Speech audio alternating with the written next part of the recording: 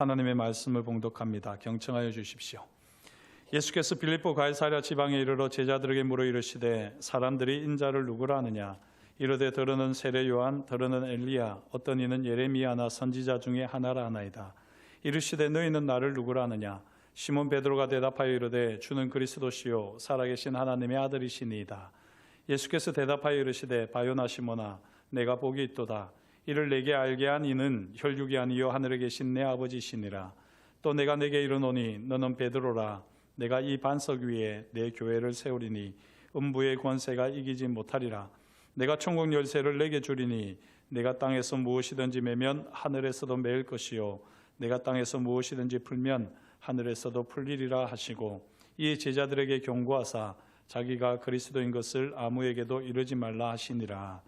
아멘. 말씀을 위해서 먼저 기도하도록 하겠습니다. 하나님 아버지, 세상에 속한 모든 것들을 십자가 앞에 내어놓고 오직 주의 말씀 앞에 씁니다. 주님의 말씀이 들려지게 하시고 마음에 새겨지는 복된 시간 되게 하여 주옵소서. 말씀을 전하는 자나 듣는 자가 성령 안에서 하나 되게 하시고 부족한 사람의 죄와 허물은 십자가 보혈로 온전히 덮어주시고 주님의 말씀만이 새겨지는, 들려지는 복된 시간 되게 하여 주옵소서. 모든 것을 감사드리오며 예수님의 이름으로 기도드립니다. 아멘. 이제 제가 사진을 보여드릴 텐데요. 이 사진을 보시고 드리는 질문에 빠르게 대답을 해주시면 좋겠습니다. 자, 하늘에 뜬 구름 무슨 색이지요? 예, 하얀색입니다. 산을 뒤덮은 눈은 무슨 색이지요? 예, 하얀색입니다. 신북교회 간판은 무슨 색이지요? 예, 하얀색입니다. 예, 빨간색 아니죠? 예, 신북교회 간판은 하얀색입니다.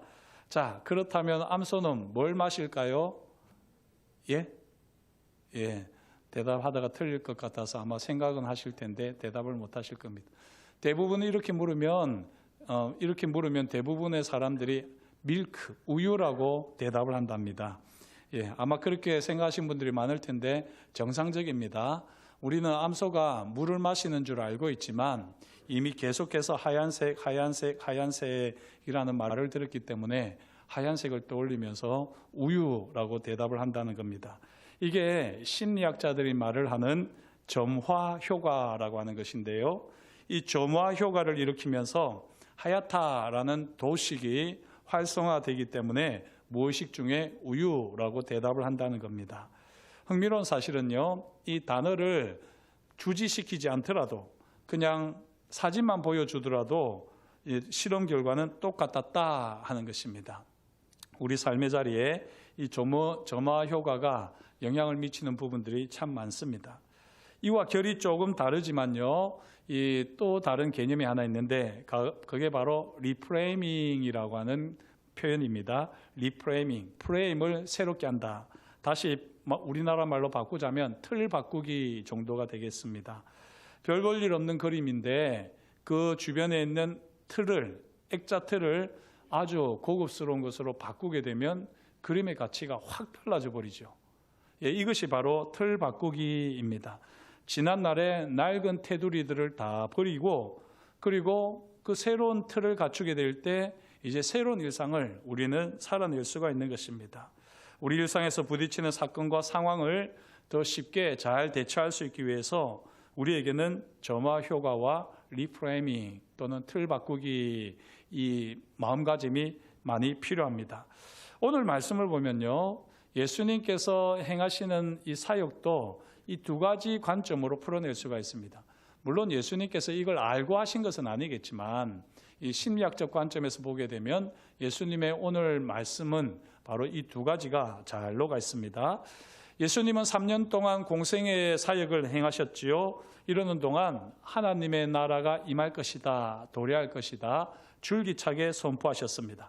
예수님께서는 사람들에게 하나님의 사랑을 베푸시면서요, 에덴으로 회복된 세상, 하나님의 나라가 어떤 삶인지, 어떻게 하나님의 나라를 경험할 것인지 실제로 치유하시고 가르치시고 선포하시면서 경험케 하셨습니다. 그리고 이제 마지막 사역을 남겨두고 있습니다.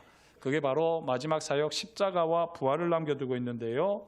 이제 이 십자가를 위해서 예루살렘으로 향하기 바로 직전에 주님께서는 제자들을 데리시고 이스라엘의 북쪽 지역으로 의도적으로 가셨습니다. 예수님께서는 이 이스라엘의 북쪽 지역에서 십자가 죽음의 필요성을 부각시키고자 하셨지요. 게다가 그곳은 악한 권세들에게 도전장을 던지기에 최적의 장소였더랬습니다. 이 장소가 어디일까요? 바로 오늘 말씀 가이사랴 빌립보입니다. 이 가이사랴 빌립보라고 하면 로마식 이름이고요. 구약 성경에서는 찾으려고 해도 찾을 수 없는 이름입니다. 하지만 구약 시대에는 이곳을 바산이라고 불렀습니다. 바산이라고 하면요, 죽은 자의 영역, 지옥으로 향하는 관문으로 간주되었더랬습니다. 오늘 말씀을 이런 관점에서 보시면 참 흥미롭고요. 또 구약의 말씀도 이런 관점에서 우리가 볼 필요가 있는데, 애굽에서 나온 이스라엘 백성들이 광야에서 40년 동안 생활을 하지요. 그리고 이 이스라엘 백성들이 광야 생활을 마무리하고 약속의 땅 가나안으로 가기 전에 어디에 먼저 갔는지 아십니까? 바로 이 이스라엘 북쪽에 있는 바산 지역으로 갔습니다. 바산은 지옥으로 향하는 관문이라고 말씀을 드렸습니다. 당시에도 바산은 무시무시한 소문이 가득한, 소문이 무성한 곳이었습니다. 성경 이외에 고대 문헌을 보면 이 바산은 뱀의 땅으로 알려져 있습니다. 뱀 하면 떠오르는 게 있지 않습니까? 특히 이 출애굽 세대에게는 뱀은 에덴에서 아담과 하와를 타락시켰던 바로 수장입니다. 사탄, 악의 세력의 대표입니다. 이 바산이 바로 뱀의 땅이라는 것이죠. 이 바산 지역에는 두 개의 거대 도시가 있었는데요. 아스다롯과 에드레이입니다. 그리고 이 아스다롯과 에드레이가 광야 40년 노정 중에 언급되기도 합니다. 다시 말씀드리면 하나님께서는 40년 광야 생활을 쭉 지내게 하시고 마지막에 이스라엘 백성들을 바산, 지옥의 관문으로 인도하셨습니다. 참 신기하죠? 약속의 땅 가나안으로 들어가기 전에 왜 하나님께서는 지옥의 관문으로 이스라엘 백성들을 인도하셨을까요? 이 지옥의 관문, 죽음의 문턱을 경험한 사람은 이 세상에서 무서울 게 더 이상 없기 때문이죠. 사무치는 원한으로 이 세상을 지옥으로 사는 사람에게 더 이상 지옥은 없습니다. 지옥을 간다고 해도 무서울 게 없습니다. 이처럼 이 땅에서 지옥을 사람들에게는 당연히 그 무엇도 무서울 것이 없는 거죠. 같은 맥락에서 가나안 땅을 정복하기에 앞서 먼저 지옥의 문턱에서 하나님을 경험한다면 이스라엘 백성들이 무서울 게 없이 가나안 정복을 잘할 것이기에 하나님께서는 마지막으로 모세의 사역의 마지막으로 바산 땅으로 가서 이 지옥의 관문을 무너뜨리는 사명을 허락하셨습니다. 하나님께서 모세를 통하여 이스라엘 백성을 40년 동안 연단하시고 약속의 땅 가나안에서 천국 생활을 경험하기 전에 먼저 지옥을 경험하게 하신 것이죠. 하나님의 사람 모세와 여호수아가 하나님 앞에 온전히 헌신하는 가운데 이스라엘은 바산 왕 옥을 죽이고요. 그리고 지옥 권세의 본거지를 흔들어 놓았더랬습니다. 하지만 이 지옥 권세의 잔류들이 여전히 가나안 구석구석에 흩어져 있었지요. 그래서 이스라엘 백성들은 요단강을 건너서 약속의 땅 가나안으로 가서 바로 이 지옥 권세의 잔류들을 다 무찔러야 했습니다. 진멸시켜야 했습니다. 더 이상 두려워할 것 없이 하나님의 인자와 영광을 구하면서 철저하게 순종하면서 약속의 땅 가나안으로 전진하면 되었습니다. 지옥 권세의 본거지를 공격하면서 경험했던 하나님의 인자와 영광, 이것을 가지고 하나님을 의지하며 약속의 땅 가나안에서 거룩한 전쟁을 치르면 되었습니다. 자, 그런데 아쉽게도 이스라엘의 역사를 보면 이스라엘 백성들은 이 일에 실패합니다. 가나안을 천국, 하나님의 나라로 만드는데 실패합니다. 진멸해야 할 지옥 권세들이 여전히 구석구석에 남아 있었습니다. 왜 그랬습니까? 철저하게 순종하지 못했기 때문이지요. 이런 말이 있습니다. 하고 싶은 것만 순종하면 불순종과 같다는 말이 있습니다. 해야 할 일이 여러 가지가 있는데 내가 하고 싶은 것만 순종한다. 그거는 순종이 아니에요. 그거는 불순종입니다. 내가 하고 싶은 대로 하면서 순종이라고 착각을 해서는 안 됩니다. 하나님께서 주신 명령을 따라서 오롯이 온전히 다 순종을 할 때 그게 순종인 것이죠. 이 이스라엘 백성들이 철저하게 순종하지 못하고 부분적으로 순종하는 불순종으로 말미암아 지옥 권세는 여전히 가나안 땅에 있었고요. 이일로 말미암아 이스라엘 백성들은 고달픈 이제 세월을 보내게 됩니다. 이 고달픈 역사의 이유가 가나안 땅에 남아 있었던 지옥 권세들, 르바임 또한 아모리 족속들이었죠. 이들은 다윗 세대까지, 다윗 시대까지 잔존했었습니다. 다윗이 골리앗을 이겼는데요. 바로 이 골리앗이 르바임 족속 또는 이 아모리 족속의 후손이었더랬습니다. 다윗이 단순히 거인을 이긴 것이 아니라 사실은 지옥 권세의 후손을 이김으로써 이것은 치열한 영적 전쟁 가운데에서 이스라엘 백성들 가운데 남아있었던 과제를 다윗이 풀어내는 그런 아주 결정적인 사건이었습니다. 참 감사한 일인데 안타깝게도 다윗 이후에 계속해서 이 지옥 권세들은요, 이방 문화와 종교로 탈바꿈하면서 이스라엘 백성들을 계속 유혹하고 괴롭혔습니다. 하나님을 예배하는 이스라엘 백성들을 방해하고요, 결국에는 하나님을 모시며 예배하는 예루살렘 성전이 파괴되기까지, 무너지기까지 이 지옥 권세들은 이스라엘을 괴롭혔던 겁니다. 지옥 권세의 끈질긴 역사는 이스라엘의 불순종의 역사와 다르지 않았습니다.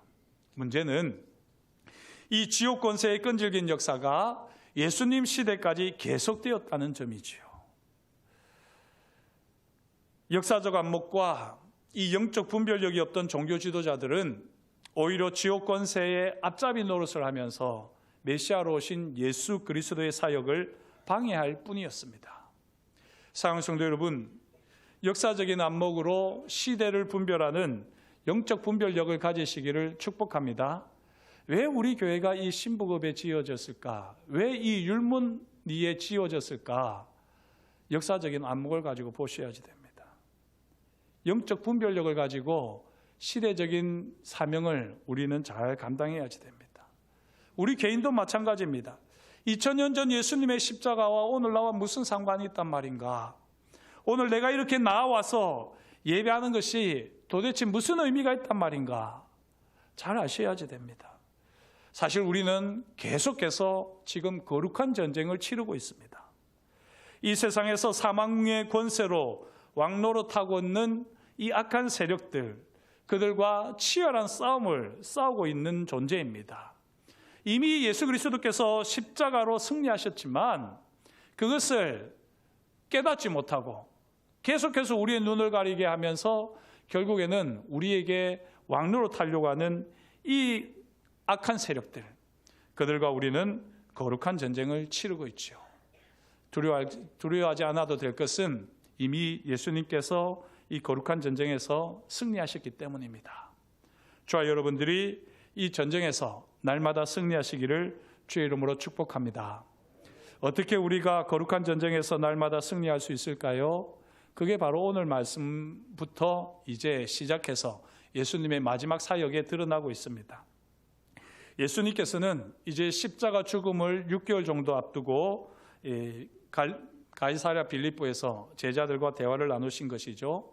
다시 말씀드립니다. 십자가의 길을 떠나기 전, 십자가의 길을 출발하기 바로 전에 이 지옥 권세의 본거지인 바산에서 지금 예수님께서는 제자들과 대화를 나누고 계신 것입니다. 가이사랴 빌립보에 예수님께서 그냥 우연히 발길 닿는 대로 오신 것이 결코 아닙니다. 이스라엘이 실패한 근본적인 원인, 지옥 권세의 본거지를 제대로 점령하지 못했었고 거기서부터 계속해서 산출되어지는 이 지옥 권세들을 제거하지 못한 이 모든 것들을 이제 주님께서 다 제거하시기 위해서 일부러 이 지옥 권세의 본거지 바산에서부터 가이사랴 빌립보에서부터 십자가의 길을 시작하십니다. 자, 이곳에서 예수님께서 유명한 질문을 던지셨지요. 너희는 나를 누구로 아느냐? 이때 베드로가 대답합니다. 주는 그리스도시요 살아계신 하나님의 아들이시니다. 예수님께서는 이런 베드로의 대답을 기뻐하시면서 베드로를 칭찬하셨습니다. 17절 18절 말씀 같이 한번 읽겠습니다. 예수께서 대답하여 이르시되 바요나 시모나 내가 복이 있도다. 이를 내게 알게 한 이는 혈육이 아니요 하늘에 계신 내 아버지시니라. 또 내가 내게 이르노니 너는 베드로라. 내가 이 반석 위에 내 교회를 세우리니 음부의 권세가 이기지 못하리라. 아멘. 예수님이 언급하신 이 반석의 정체는 사실 수백 년간 논쟁이 되어 왔습니다. 지금까지도 논쟁이 되고 있습니다. 그리고 가톨릭과 우리 개신교가 아주 이 부분에서 대척점을 이루고 있죠. 이 단어를 이해하는 핵심은 바로 지리적인 상황, 조건들을 보면 우리가 잘 알 수 있습니다. 가이사라 빌립보, 바산이라고 했지요. 이 바산 지역의 북쪽 끝, 헬몬산의 남쪽 기슭이 바로 가이사랴 빌립보입니다. 이 구약 시대에 이 가이사랴 빌립보는 무엇이라고 했습니까? 죽은 자들의 영역으로 들어가는 관문이라고 그랬습니다. 관문. 다시 말씀드리면 이 지옥의 관문이라는 것이죠. 그리고 예수님께서 이 지옥의 관문이라는 표현을 음부의 권세가 이기지 못하리라는 말로 했습니다. 여기 음부의 권세라고 하는 말은 사실은 구약의 배경을 가지고 보면 지금까지 말씀드린 배경을 보면 지옥의 관문입니다. 지옥의 관문. 그래서 예수님께서는 지금 제자들과 함께 바산 끝 또 헬몬산 기슭 남쪽에 있는 이 바위로 되어 있는 그 자리에서 지금 지옥의 관문에서 제자들과 대화를 나누고 계셨던 것입니다. 그러면서 이 반석 위에 너희가 보는 이 반석 위에 우상의 신전이 세워져 있는 이 반석 위에 내가 교회를 세우겠다 주님께서 말씀하셨습니다. 바로 이 반석은 지옥의 관문입니다. 그리고 지옥 권세가 틀을 잡고 있는 본거지이죠. 헬몬산자락 지옥 문 앞에서 예수님께서는 어둠의 권세들을 도발하셨습니다. 그렇게 하면서 이제 십자가의 길을 시작하시는 것입니다. 인류는 타락으로 인해서 하나님과 함께하는 영생을 잃어버렸지 않습니까? 그리고 대신 죽음이라고 하는 형벌과 하나님으로부터 영원히 분리되는 운명을 맞았습니다. 그 결과 이제 사망의 군주의 지배 아래에 놓였지요. 사망의 권세 아래 죽음 앞에 벌벌 떠는 존재가 되었습니다. 한 사람도 예외 없이 죽은 자들의 영역으로 들어가게 될 수밖에 없었습니다. 하지만 이런 우리 인류를 향해서 하나님께서는 또 다른 계획을 가지고 계시지 않았겠습니까? 구약에서는 좀처럼 드러나지 않는 계획이 있었는데 하나님께서 직접 이 땅에 오셔서 예수 그리스도로 이 땅에 오셔서 십자가에서 죽으심으로 지옥의 문을 완전히 부수시는 그 계획을 하나님께서 세우셨습니다. 그리고 그 계획이 이제 이 가이사랴 빌립보에서 지옥의 문턱에서 위대한 신앙 고백과 함께 시작되었습니다. 사랑하는 성도 여러분, 이 사실을 우리가 꼭 기억하시면 좋겠습니다. 우리 주님께서 이 지옥의 문턱에서 위대한 신앙 고백과 함께 십자가의 길을 시작하셨다 하는 것입니다. 언제 예수님께서 이 지옥 권세를 완전히 깨부수시는 정면 공격을 시행하셨을까요? 바로 십자가 위에서지요. 예수님께서 십자가에서 죽으실 때 사망의 군주, 사망의 권세는 그 힘을 잃어버렸습니다. 자신의 최고 권력이 십자가 앞에서 무기력해졌습니다. 우리는 더 이상 죽음 앞에서 벌벌 떨 필요가 없습니다. 더 이상 우리는 죄와 사망의 종로로 탈 필요가 없습니다. 사망의 군주와 그 세력들이 예수님의 십자가와 부활로 하나님의 나라가 이 땅에 임하는 것을 막지 못하고 하나님의 나라를 견디지 못합니다. 저와 여러분들이 이것을 늘 믿고 십자가 붙들고 부활의 영광과 능력으로 승리하는 삶이 될 수 있기를 주 이름으로 축복합니다. 이 십자가, 사망의 권세를 이기신 십자가, 이 십자가 증거로 주신 것이 무엇이냐? 그게 바로 19절 말씀에 나타납니다. 19절 말씀을 보시면 내가 천국 열쇠를 내게 주리니 내가 땅에서 무엇이든지 매면 하늘에서도 매일 것이요 내가 땅에서 무엇이든지 풀면 하늘에서도 풀리리라. 천국의 열쇠를 가지고 탁 풀어야지 풀린다는 것 아닙니까? 그리고 천국의 열쇠로 잠그면 잠긴다는 것 아니겠습니까? 이 천국 열쇠가 무엇이겠습니까?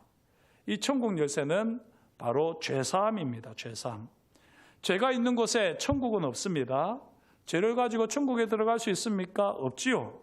먼저 죄를 깨끗이 한 다음에야 비로소 우리는 천국에 들어갈 수 있습니다. 죄를 사는 권세가 바로 천국 열쇠입니다. 그런데 여기서 가톨릭 교회는 큰 실수를 하고 있습니다. 주님께서 베드로에게 이 천국 열쇠를 주었다라고 그들은 주장합니다. 그리고 베드로가 가지고 있는 이 천국 열쇠가 교황을 통해서 계속해서 지금까지 전달되고 있다라고 그들은 주장하지요. 그러면서 교황에게만 죄사함의 권세가 있다라고 가톨릭은 주장합니다. 아니죠. 성경은 그렇게 말씀하지 않습니다. 천국 열쇠는 모든 그리스도인에게 주신 겁니다. 요한복음 20장 22절 23절 말씀 한번 같이 읽도록 하겠습니다. 이 말씀을 하시고 그들을 향하사 숨을 내쉬며 이르시되 성령을 받으라.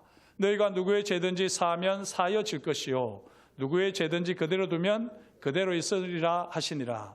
23절 말씀이 마태복음 16장의 19절에 나오는 말씀과 비슷하지요. 무엇이든지 땅에서 풀면 하늘에서도 풀리고 무엇이든지 땅에서 매면 하늘에서도 매인다는 겁니다.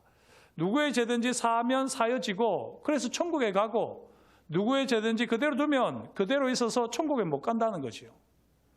바로 천국의 열쇠는 죄사함입니다. 그런데 이 죄사함의 권세가 지금 누구에게 있습니까? 주님의 부활을 경험하는 사람들, 성령을 받은 사람들, 그들에게 죄사함의 권세가 있습니다. 사랑하는 성도 여러분, 우리가 성령과 함께 부활의 주님을 경험했을진데 부활의 주님께서 우리와 함께 하심을 믿고 주님께서 십자가로 우리의 모든 죄와 허물을 깨끗이 하여 주셨음을 믿을진데 저와 여러분들은 죄사함의 권세, 천국의 열쇠를 가진 사람들입니다. 저와 여러분들이 이 천국의 열쇠를 가진 자답게 날마다 믿음의 삶을 살아내시기를 주의 이름으로 축복합니다. 십자가를 힘입어 베드로처럼 고백하는 사람들, 그들이 바로 죄사함의 권세, 천국의 열쇠를 가진 사람들이지요. 저를 따라서 한번 해주십시오. 주는 그리스도시요 살아계신 하나님의 아들이시니다. 힘들고 어려울 때 이 고백을 꼭 하십시오. 죄와 허물로 인해서 내가 지옥 가는 것 아닐까 그런 두려움이 있을 때 주님의 십자가 바라보면서 이 고백을 하십시오.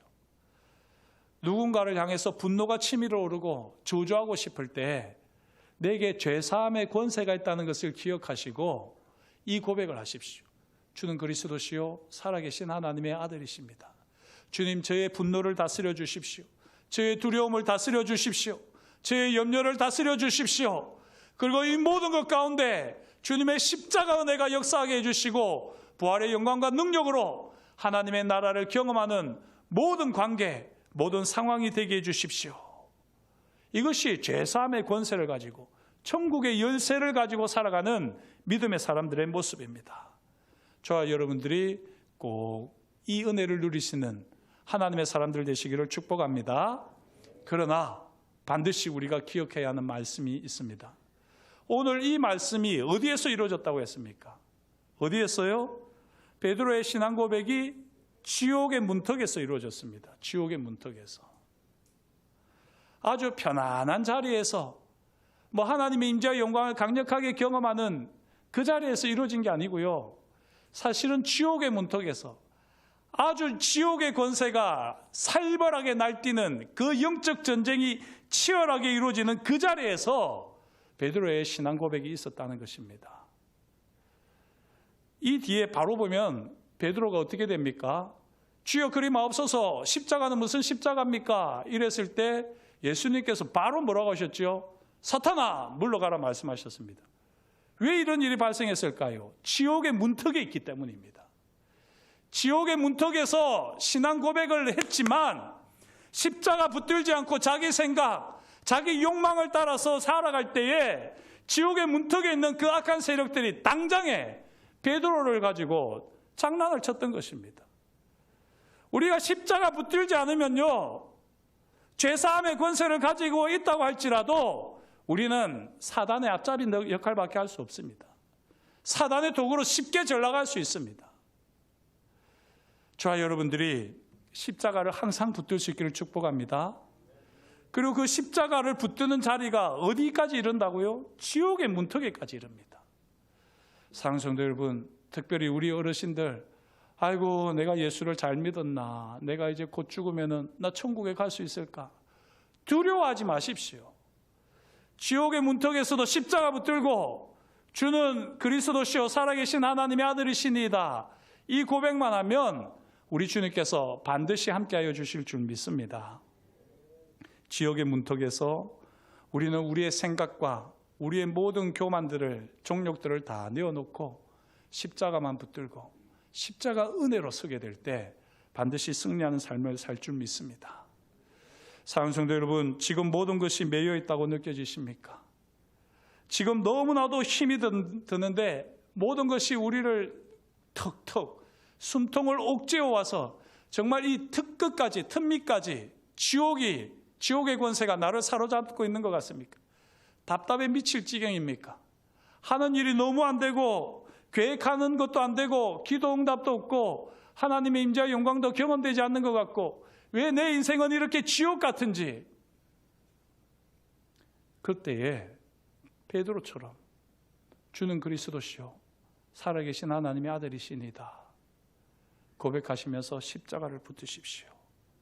십자가가 천국의 열쇠입니다.